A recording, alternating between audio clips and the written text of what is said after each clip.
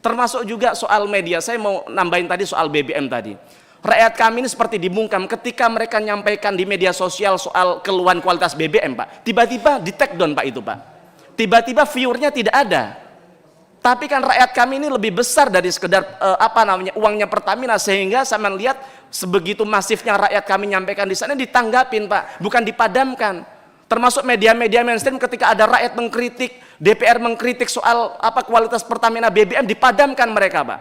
Bahkan ada salah satu media mainstream kontak kepada kami, wah Pak Mufti, jangan keras-keras soal kualitas BBM Pertamina, Pak. Nanti kami tidak dapat lagi iklan dari Pertamina. Enggak boleh, Pak. Jangan uangnya digunakan untuk bagaimana memadamkan media, Pak. Gunakan untuk memperbaiki kualitas BBM Pertamina. Assalamualaikum warahmatullahi wabarakatuh. Terima kasih pimpinan.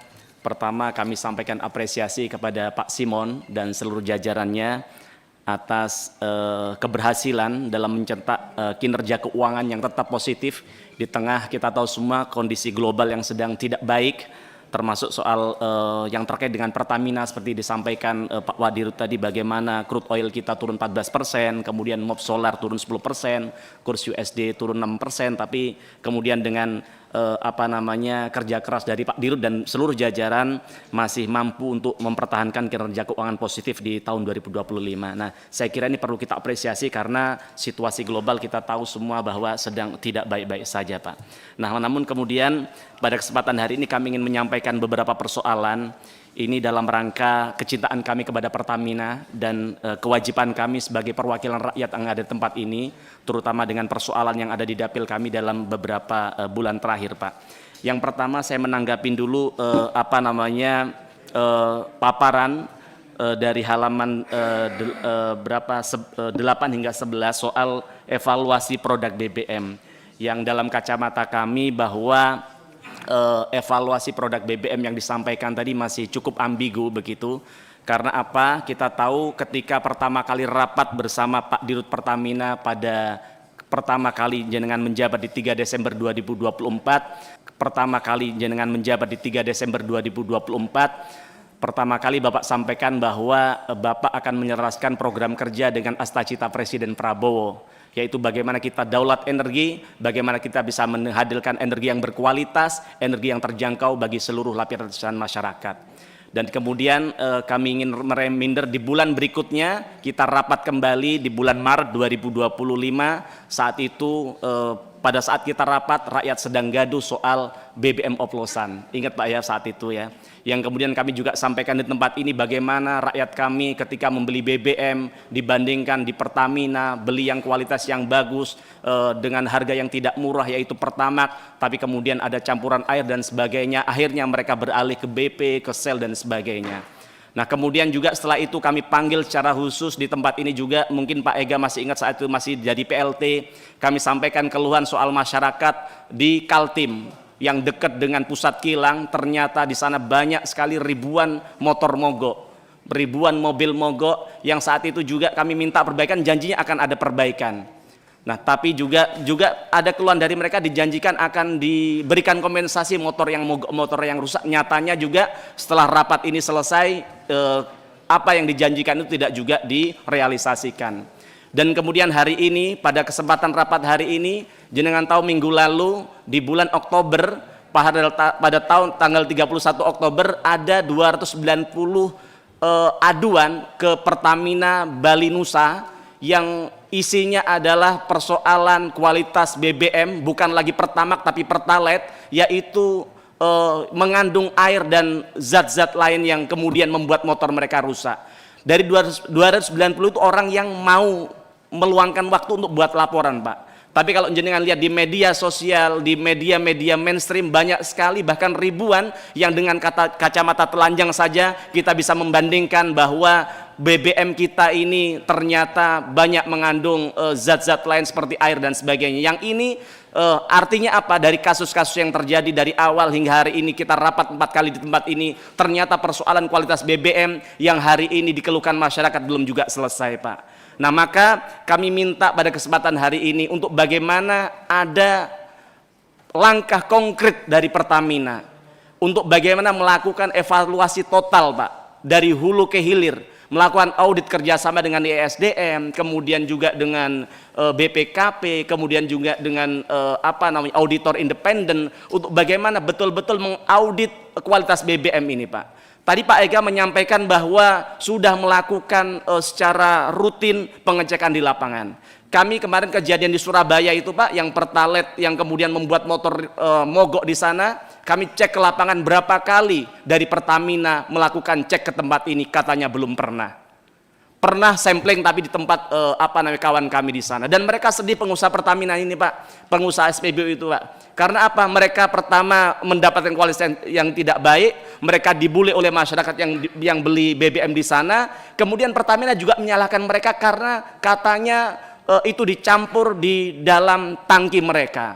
Padahal mereka bilang bahwa tangki kami tidak punya ruang, tidak punya akses untuk bagaimana melakukan itu, ya kan. Toh kami ini kalau melakukan itu ya kami bunuh diri dong. Nanti orang tidak mau beli kepada kami. Yang kedua, kami akan mendapatkan persoalan hukum. Jadi menurut kami dalam persoalan ini tidak perlu mencari kambing hitam, Pak.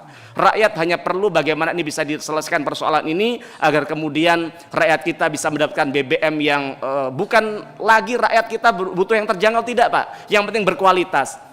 Rakyat kami kemarin ketika BBM kita tidak berkualitas, mereka mencoba membeli ke swasta, ke sel, ke BP. Tapi kemudian sel BP hari ini juga kemudian mereka tidak bisa berjualan secara bebas karena kuotanya dibatasi dan sebagainya. Akhirnya mau nggak mau rakyat terpaksa beli di Pertamina. Nah, maka harapan kami Pertamina yang sudah divalidasi oleh negara menjadi BBM kebanggaan kita juga harus bisa menghadirkan BBM yang terjangkau, yang juga berkualitas bagi rakyat kami, Pak. Kami pernah cerita di tempat ini dan itu tidak bercanda, Pak. Bagaimana soal mobil, orang beli mobil, jangan beli mobil sudah, orang beli motor, Pak. Rakyat kami beli motor itu kredit 5 tahun loh, Pak. Mereka harus menyisipkan uang dari hasil yang akan dimakan besok untuk bisa bayar kredit motor, Pak. Sehingga motor tuh mereka perlakukan sebagai istri kedua, Pak. Dielus-elus, dicuci, di ini. Kemudian motor yang sudah dirawat begitu, ternyata dia beli BBM, yang BBM-nya ternyata malah merusak motornya, akhirnya dia tidak bisa bekerja. Saya setuju dengan apa yang disampaikan Bu Ketua tadi.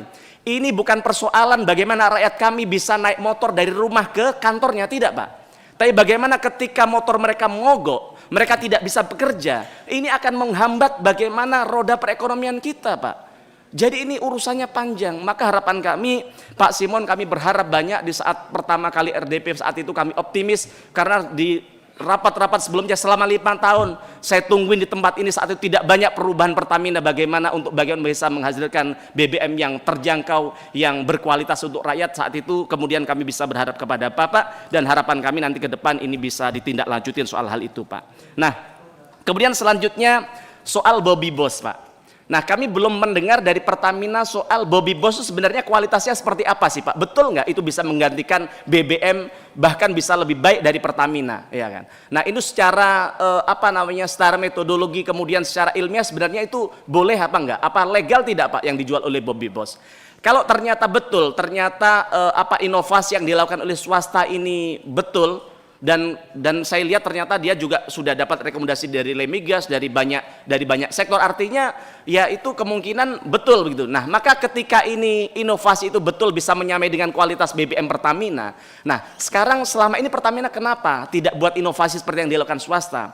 Padahal Pertamina punya infrastruktur yang lebih hebat, lebih kuat, punya uang yang cukup untuk bisa melakukan inovasi-inovasi agar kita tidak bergantung pada BBM Pertamina yang tradisional selama ini, Pak. Nah, kemudian selanjutnya saya mau menagih janji soal RDMP Balikpapan. Bapak ingat betul ketika pertama kali rapat termasuk kemarin pada bulan September, Bapak menjanjikan bahwa 10 November RDMP Balikpapan akan dibuka. Nyatanya sampai hari ini kami belum dengar tuh ada pembukaan RDMP Balikpapan, bahkan penjelasan dari ini tadi salah satu paparan juga seperti ambigu, belum jelas itu dibuka atau tidak, ya kan. Jadi sebenarnya Bapak menepati nggak janji dibuka tanggal 10 November kemarin begitu. Nah, kalau tidak kenapa, Pak? Ini sudah 10 tahun loh, Pak, kita. Ini bukan bangun baru, ini hanya perluasan, hanya butuh untuk bagaimana mengembangkan 100.000 barel. Kenapa sih begitu susahnya, Pak? Jangan-jangan benar yang disampaikan Pak Purbaya, kita ini kalah sama mafia. Pertamina sengaja malas-malasan agar kita bisa impor terus-terusan begitu, Pak. Dengan atas nama harga BBM yang yang terus naik, kemudian kita bisa minta kepada negara untuk memberikan subsidi yang lebih besar begitu. Nah, maka harapan kami minta diperjelas kapan RDMP Balikpapan ini selesai. Termasuk dari paparan tadi, salah satu paparan soal roadmap ketahanan energi. Tadi juga di sini masih ambigu, belum jelas. Kita target kita untuk bisa mencapai swasembada energi yang diastajitkan Pak Prabowo itu seperti apa? Berapa kilang yang akan kita bangun selama 4 tahun ke depan untuk bisa mencapai swasembada energi? Karena ini mustahil dilakukan kalau ini tidak jelas roadmapnya. Termasuk yang katanya saat itu akan ada peningkatan dalam 4 tahun dari 504 juta barel, 560 ribu barel, kemudian akan naik 914 ribu barel di 4 tahun ke depan. Ini tahapannya seperti apa juga tidak jelaskan secara komprehensif di tempat ini. Sedangkan kita lihat bahwa RDMP Balikpapan saja yang hanya memperluas saja tidak bisa. Kita ini kalah loh Pak sama Orde Baru Pak. Bagaimana saat itu Soeharto bangun satu kilang di tahun 1991, tahun 94 sudah selesai dan menghasilkan 125 barel. Kita hanya memperluas 100 ribu saja sampai hari ini nggak tuntas-tuntas. Jadi kenapa ini bisa terjadi? Pak Simon jangan takut dong sama mafia. Kalau ada apa-apa sampaikan kepada kami Pak. Ada persoalan apa yang kemudian sampai hari ini tidak juga beres persoalan kilang ini Pak? Jadi kemudian selanjutnya adalah soal RDMP Balikpapan, kami minta jawabannya soal itu Pak. Termasuk soal skandal PIS, korupsi di PIS senilai 285 triliun yang kemarin sedang dibuka oleh salah satu aktivis dari Cherry itu Pak. Itu bagaimana tanggapannya? Kemana 3 kapal kita yang pesan yang kemudian menghilang ya? Bahkan pabriknya saja di Cina sudah tutup tapi barangnya nggak ada Pak. Termasuk juga soal markup Olimpik Luna. Nah kami minta penjelasan seperti ini, kemudian penanganan dari Bapak seperti apa? Jangan hanya berharap kepada penegak hukum Pak, karena kalau di dalam Bapak tidak diperbaiki juga, tidak dievaluasi, jangan-jangan si orung, si oknum yang menikmati hasil bancakannya ada di dalam Pertamina yang hari ini ada Pak begitu. Nah kemudian soal keterbukaan komposisi etanol yang disampaikan oleh Pak Menteri Bahlil. Sebenarnya berapa sih Pak tahap kadar yang dikompensasi termasuk oleh nasional maupun oleh internasional soal persentase etanol di dalam BBM ini Pak. Dan sekarang di BBM Pertamina jujur saja Pak, sebenarnya kandungan etanolnya berapa persen? Kok mobilnya rakyat kami ini kok sering rusak-rusakan? Termasuk PPM Pertamina yang masih 500 ppm itu seperti apa Pak? Kenapa bisa begitu? Sedangkan standar yang dilakukan, yang diminta oleh SDM hanya 50 ppm ya kan. Bahkan punya swasta, punya sel, V-Power aja hanya 10 ppm. Kenapa kita 500 ppm begitu? Nah kenapa sampai hari ini masih bisa terjadi? Termasuk kemudian yang terakhir Pak, ini aspirasi dari tadi pagi rakyat kami mendengar kami mau ada rapat dengan Pertamina. Ada aspirasi dari DPRD Surabaya, namanya Eri Irawan. Dia sedang mengadvokasi persoalan lahan yang ada di Surabaya, yang bagaimana rakyat kami bukan hanya 1-2 orang tapi ribuan masyarakat Surabaya hari ini tidak bisa tidur karena tiba-tiba Pertamina mengajukan satu administrasi, yaitu soal tindakan administrasi, yaitu soal memblokir tanah mereka Pak. Nah saya ingin bacakan secara detail ini agar bisa menjadi perhatian kita semua, karena jangan sampai ini kemudian terjadi di tempat lain. Yang pertama Pak, Pertamina mengklaim tanah seluas lebih dari 200 hektar dengan bukti agendum nomor 1278. Ini bukti zaman penjajahan Belanda Pak Simon. Nah di mana dulu tanah merupakan milik Shell dan perusahaan minyak Batavia yang dinasionalisasikan setelah kemerdekaan. Nah sesuai dengan Undang-Undang Pokok Agraria nomor 5 tahun 60 dan keputusan Presiden nomor 32 tahun 79, setiap tanah yang merupakan warisan dari hukum kolonial harus dikonversikan ke sistem Indonesia maksimal tahun 1980. Nah kemudian dalam hal ini ternyata Pertamina tidak melakukan konversi sehingga tanahnya kemudian dikuasai oleh negara Pak.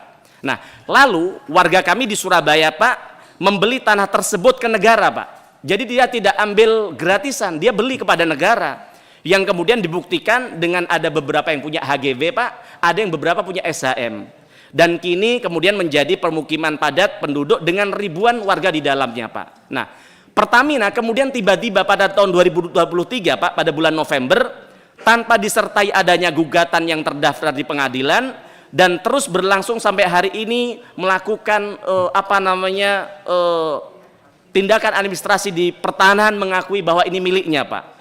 Nah, kemarin rakyat kami sudah RDP di Komisi 2 DPR yang dihadiri oleh pimpinan DPR Pak Adis Kadir, Wagub dan juga Wali Kota Surabaya, dengan kesimpulan BPN memastikan akan mengurus proses tanah tersebut jika sudah dinyatakan dilepas oleh Pertamina melalui Kementerian Keuangan. Nah, maka pada kesempatan hari ini, Pak, kami mewakili rakyat Surabaya meminta kepada Pertamina untuk segera menyatakan melepas tanah Agendem tersebut karena memang mereka tidak pernah mengurus konversi tanah tersebut di sertifikat. Dan warga juga telah membeli tanah tersebut secara sah dan membayar pajak kepada negara. Nah, maka harapan kami kalau Pertamina saja sudah membebani rakyat kita dengan tadi PR motornya mogok, kualitas BBM yang tidak baik, harga yang tidak terjangkau. Jangan ditambahin lagi, Pak, beban rakyat kita yang hari ini bisa tidur nyenyak di rumahnya, tiba-tiba diserobot, diambil alih oleh Pertamina, Pak. Nah, maka harapan kami